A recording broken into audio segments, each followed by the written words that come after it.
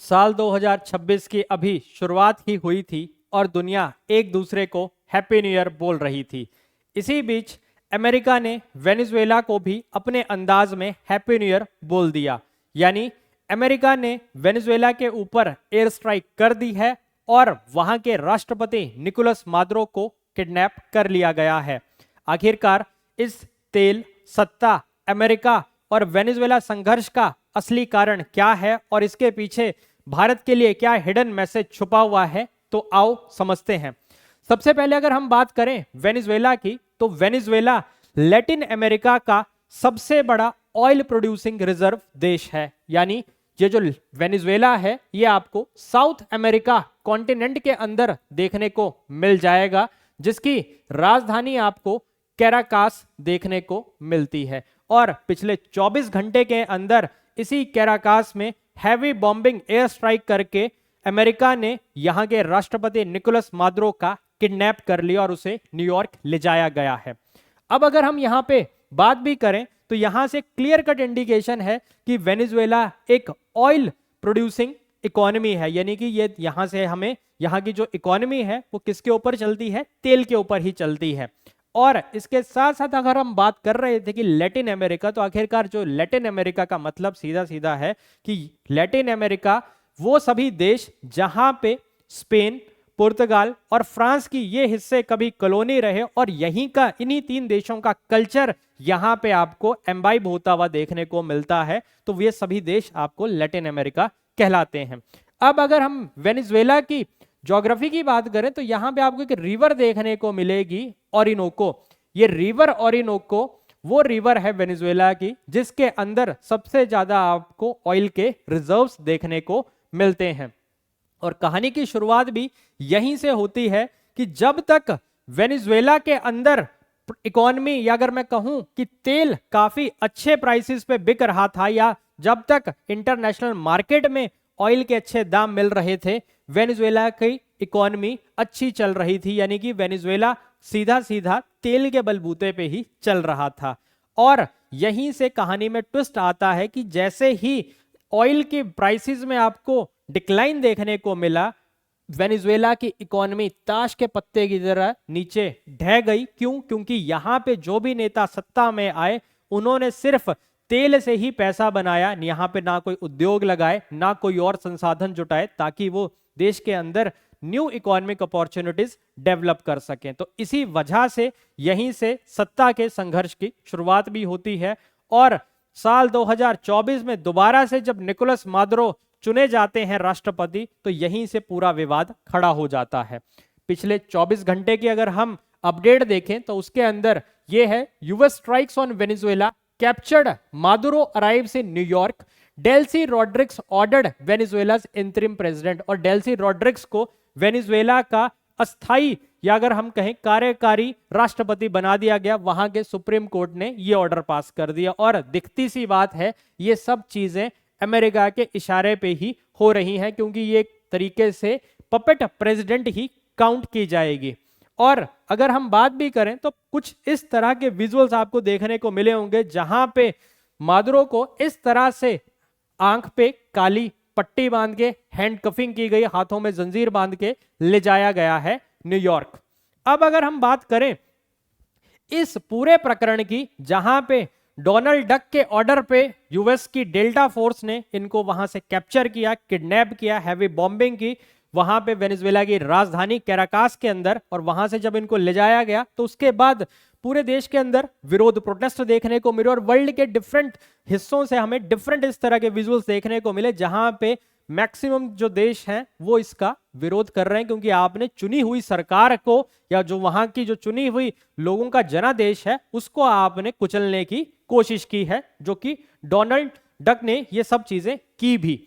अब अगर हम बात करें जिसमें कि इजराइल है, या फिर अगर हम बात करें यूनाइटेड किंगडम, उन्होंने कहीं ना कहीं डोनाल्ड डक की पीठ को भी थपथपाया कि आपने बहुत अच्छा काम किया, आपने इस तरह से जो आप कहते हैं आप वो करते हैं। तो कुछ जो यूएस के अलाइज हैं उन्होंने वहां पे यूएस की पीठ भी थपथपाई। पर जैसे कि इवन इटली है, या फिर अगर हम बात करें एथेंस हो गया, या आपका स्पेन है, इन जैसे देशों ने यहां पे पूरी तरह से इसका विरोध किया है। अब अगर हम बात करें कि आखिरकार इस डोनाल्ड डक और वर्सेस जो आपका ये निकोलस मादुरो है। आखिरकार ये कहानी क्यों है कि क्यों यूएस ने वेनेजुएला के राष्ट्रपति को कैप्चर किया? तो सबसे पहला जो इन पे जो चार्ज लगाया गया वो ये लगाया गया नार्को टेररिज्म का चार्ज, मतलब ड्रग्स फैलाने का चार्ज। बेसिकली एक ऑर्गेनाइजेशन है कार्टेल डी लॉस सोलेस। अब ये जो कार्टेल डी लॉस सोलेस है एक ऑर्गेनाइजेशन है जो कि ड्रग का व्यापार करती है। बेसिकली ये कोकीन का व्यापार करती है और ये माना जाता है, यूएस का मानना है कि इसको कौन चलाता है? इसको चलाते हैं ये निकोलस मादुरो। और निकोलस मादुरो की ये ऑर्गेनाइजेशन पिछले 25 सालों से यूएस के अंदर कॉन्टिन्यूअसली यूएस के अंदर कोकीन फैला चुकी है, या यूएस के शहरों में पूरी तरह से कोकीन, टन्स ऑफ कोकीन जो है इसी ऑर्गेनाइजेशन के द्वारा ले जाया गया। तो पहला कारण ये हुआ। दूसरा है नेशनल सिक्योरिटी एंड माइग्रेशन का मुद्दा। अब जो डोनाल्ड डक है, डोनाल्ड डक का यह मानना है कि जो मादुरो है, मादुरो ने जानबूझ के अपने जो जेलें हैं वहां पे जो भी कैदी हैं उनको छोड़ना शुरू कर दिया है, अपनी जेलें खाली करना शुरू कर दी हैं और वो जानबूझ के ये जो यहाँ के जो भी कैदी हैं उनको यूएस के सदर्न बॉर्डर के ऊपर भेज रहा है और वहां से इलीगल वे में माइग्रेंट्स जो हैं यूएसए के अंदर आ रहे हैं। तो इलीगल माइग्रेशन का मुद्दा दूसरा।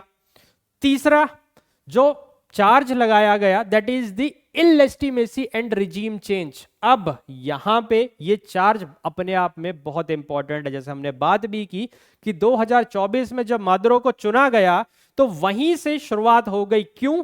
क्योंकि मादुरो की जो आइडियोलॉजी है वो है सोशलिस्ट विचारधारा रखने वाली, कि जहां पे अब मादुरो को ये समझ आ गया था कि अकेले तेल से हमारा काम नहीं चलेगा, अब धीरे धीरे हमें और चीजों की तरफ भी बढ़ना पड़ेगा। जहां पे उन्होंने नेशनलाइजेशन की बात की तो कहीं ना कहीं जो नेशनलाइजेशन की बात हुई या रिसोर्सेज के साथ और नेशनलाइजेशन करने की जब बात हुई तो वहीं से अमेरिका को दर्द होना शुरू हो गई। क्यों?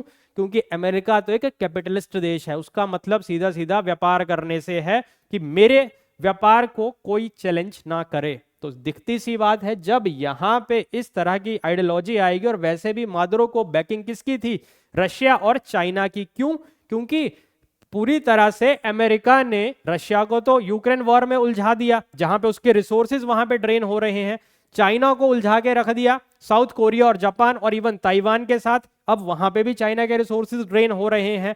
तो कहीं ना कहीं उस चीज को काउंटर करने के लिए रशिया और चाइना ने इनडायरेक्ट वे में मादुरो को सपोर्ट भी किया और उसको बैक भी किया, जिस वजह से एक ये मैसेज देना जरूरी था ऑल ओवर द ग्लोब कि यूएस का जो बैकयार्ड है, जो जहां पे वेनेजुएला आपको देखने को मिलेगा, तो वहां आपका बैकयार्ड भी सेफ नहीं है। तो इस तरह की जो आइडियोलॉजी थी तो कहीं ना कहीं वहां के जो रिजीम है उसको, जो डोनाल्ड डक है उसने इलेजिटिमेट घोषित कर दिया, क्योंकि इस इलेक्शन को ही 2024 के इलेक्शंस को क्या किया? इलेजिटिमेट घोषित करके इस डोनाल्ड डक ट्रंप ने एक स्टेटमेंट दी क्या कि US would run Venezuela until a proper transition of leadership can take place. मतलब तब तक अमेरिका वेनेजुएला को चलाएगा जब तक कि वहां पे प्रॉपर लीडरशिप नहीं आ जाती। मतलब सीधी सीधी बात है, जब तक कि वो एडमिनिस्ट्रेशन नहीं आएगी जो डोनाल्ड डक की जी हजूरी करे या अमेरिका के हितों के साथ जब तक वो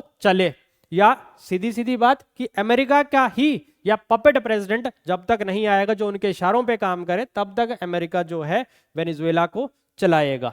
उसके बाद ये सबसे बड़ा मुद्दा इनके लिए इकोनॉमिक एंड ऑयल इंटरेस्ट, क्योंकि यही कहानी इन्होंने इराक के अंदर की सद्दाम हुसैन के साथ भी, और इकोनॉमिक और ऑयल इंटरेस्ट तो बहुत कॉमन सी चीज है अमेरिका के साथ, जहां तेल वहां अमेरिका।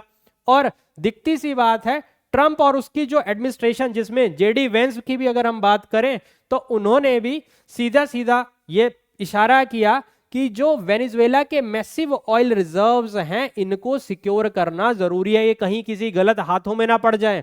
आज तक जो देश इकोनॉमी इसी से चल रहा था, जिसने अब तक कोई अपनी मिलिट्री पावर भी इतनी स्ट्रांग क्रिएट नहीं की, तो उनके रिसोर्सेज को अब खतरा हो गया। खतरे का सीधा सीधा मतलब था कि ये इन्होंने हथियाने हैं। और इसके साथ ये कहा गया कि अमेरिका को वो जो चुराया हुआ तेल है वो भी वापस करे। ये दिखती सी बात थी, ये सीधा सीधा एजेंडा था कि यूएस की जितनी भी ऑयल कंपनीज हैं उनको वेनेजुएला के अंदर एंट्री मिले। किस बहाने? कि हम वहां पे रिपेयर और मैनेज करेंगे जो भी एनर्जी इंफ्रास्ट्रक्चर है। एजेंडा सबको यहां पे क्लियर कट समझ आ रहा है। तो ये सब कारण थे, ये 4 मुख्य कारण थे जिनके अंदर अमेरिका ने क्या किया, वेनेजुएला के प्रेसिडेंट को कैप्चर करने की कोशिश की, या फिर अगर मैं कहूं कि पूरी तरह से अब वो सक्सेसफुल ही हो चुके हैं। और वहां पे जब रजीम ही चेंज कर दिया गया, जिसको इलेजिटिमेट घोषित भी कर किया था इन्होंने मादुरो को, तो वो पूरी तरह से अब इसमें वो सक्सेसफुल भी हो गया है। और यही मुख्य कारण थे कि यूएसए ने वेनेजुएला के राष्ट्रपति को कैप्चर किया। अब अगर आप ध्यान से देखेंगे, जैसे हमने बात की कि इनके ऊपर चार्ज लगा कि ये एक ड्रग ऑर्गेनाइजेशन चलाते हैं, तो इसीलिए आप यहां पे देखेंगे भी कि डीईए, यहां पे जो भी यूएस के ये पर्सनल्स हैं उनके ऊपर लिखा हुआ है। डीईए का मतलब है that is the drug enforcement administration. जो भी ड्रग्स के जुड़े हुए क्राइम्स हैं उनके साथ ये एडमिनिस्ट्रेशन डील करता है। और यहां पे आप एक चीज देख भी रहे होंगे कि तभी इनको यहां पे रखा गया है डिटेंशन सेंटर के अंदर मादुरो को। और यहां से एक वो इस तरह का जो मैसेज दे रहे हैं, ये बोन चिलिंग मैसेज बहुत है डोनाल्ड डक को इरिटेट करने के लिए, कि यहां पे भी ये यूएस के अंदर कैप्चर होने के बावजूद भी इस तरह का ये जो ग्रीटिंग मैसेज है, ये एक अपने आप में चेतावनी है कि मादुरो ने अभी तक हार नहीं मानी है। ये क्लियर कट मैसेज। और इसी बीच अगर हम बात करें, जैसे हमने बात भी की कि यहां पे एक हिडन मैसेज भी छुपा हुआ है। अब उसी हिडन मैसेज के ऊपर भी आते हैं कि यूएस क्या हिडन मैसेज है, या भारत को इससे क्या सीख लेनी चाहिए। तो यूएस की एक स्ट्रेटेजी पॉलिसी है, इन 3 स्ट्रेटेजी पॉलिसी पे ही यूएस काम करता है। पहला है कि जब भी उसने, जहां पे भी उसने अपना सत्ता या हथियानी है, या जहां पे भी उसने अपना अधिकार जमाना है, तो सबसे पहला काम करेगा वो फोर्स का। तो यो पूरा बल का प्रयोग करेगा, जैसे उसने वेनेजुएला के अंदर किया भी। इसके बाद है दूसरा, सैंक्शंस की अगर हम बात करें, या फिर क्या करेगा, ट्रेड टैरिफ या टैक्स लगाएगा, या जैसे रशिया के ऊपर सैंक्शंस लगाए उसने व्यापार करने के लिए, तो वैसे सैंक्शंस लगाएगा। तीसरा है वहां के जो रिजीम है, जब ये दो ना चले तो तीसरा काम है कि वहां के रिजीम को ही, जो चुनी हुई सरकार है उसको ही बदल दो। तो ये 3 पॉलिसीज हैं जिसका यूएस पूरी तरह से इस्तेमाल करता है। अब आते हैं भारत के संदर्भ में। भारत के संदर्भ में फोर्स तो पॉसिबल ही नहीं, क्योंकि भारत अपने आप में पूरी तरह से न्यूक्लियर पावर नेशन है। तो यहां पे और इतने दूर आके ऑपरेशंस करना पॉसिबल ही नहीं है, तो फोर्स का तो भारत में काम नहीं हुआ। भारत में बचे अब ये 2 ऑप्शंस। सैंक्शंस लगाए गए, 50% जो था हमारे पे टैरिफ लगाया गया। तो इस तरह का ये टैरिफ लगाने की कोशिश हुई, पर वो पूरी तरह से उसमें कामयाब नहीं हुआ डोनाल्ड डक, और अल्टीमेटली बाद में सुरताल उसके बदलना शुरू हो गए। तो सैंक्शंस का प्रयोग करेगा।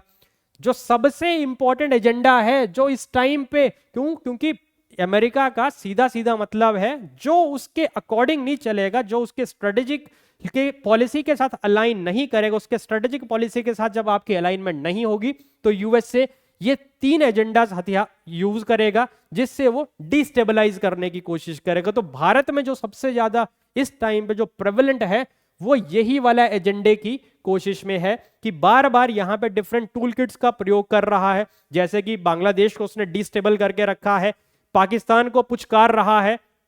इसके साथ अगर हम बात करें यहीं पे डिफरेंट टूल किट्स, जैसे मणिपुर का क्राइसिस की हम बात करें, या किसी पर्टिकुलरली किसी एक ऑर्गेनाइजेशन को या देश के अंदर, जब बिपिन रावत, जनरल बिपिन रावत जो थे, या अगर हम करें जो पहले सीडीएस भी थे हमारे, तो उन्होंने एक चीज कही थी कि इंडिया को जो 0.5, उन्होंने एक 2.5 फ्रंट वॉर की बात की थी, जिसमें 2 तो सीधा सीधा था पाकिस्तान और दूसरा था चाइना, पर जो 0.5 था ये थे इंटरनल मैटर, जिसके अंदर ये पत्थरबाज गैंग हो गई, ये टुकड़े टुकड़े गैंग हो गई, या फिर जो यहाँ पे इंटरनल जो सिक्योरिटी जो थ्रेट है, ये 0.5 सबसे बड़ा चैलेंजिंग है, क्योंकि ये 0.5 ही सीधा इस इलेजिटिमेट रिजाइम की सीधी सीधी बात करता है। क्यों? क्योंकि इसी 0.5 के थ्रू तो अगर आप देखेंगे शेख हसीना की सत्ता आ गई, और यही सब चीजें डिफरेंट टूल किट्स का प्रयोग भारत के अंदर भी किया, पर वो सक्सेसफुल नहीं हुआ। तो ये कहीं ना कहीं एक मैसेज है कि हमें इस तरह से